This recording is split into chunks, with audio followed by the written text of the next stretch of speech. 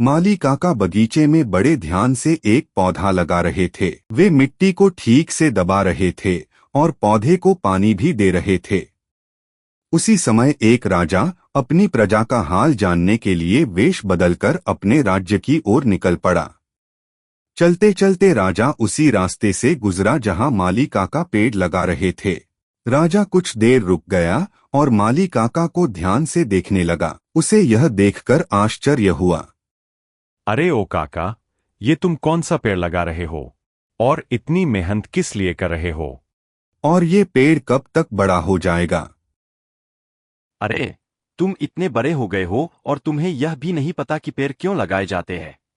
जब यह पेड़ बड़ा होगा तब मेरे बच्चे इसके फल खा सकेंगे। अरे ओ काका, कमाल की सोच है तुम्हारी। आज के समय में भी तुम अपने बच्चों के बारे में सोच रहे हो। मुझे बहुत खुशी हुई।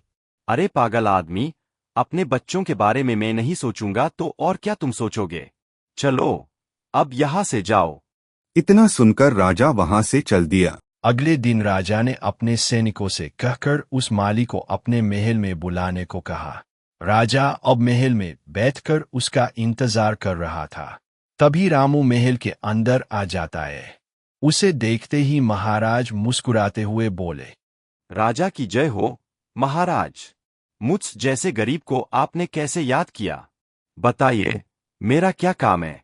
राजा रामू से बोले, अरे ओ रामू, मैं तुम्हारी इतनी अच्छी और सच्ची सोच से बहुत खुश हूँ।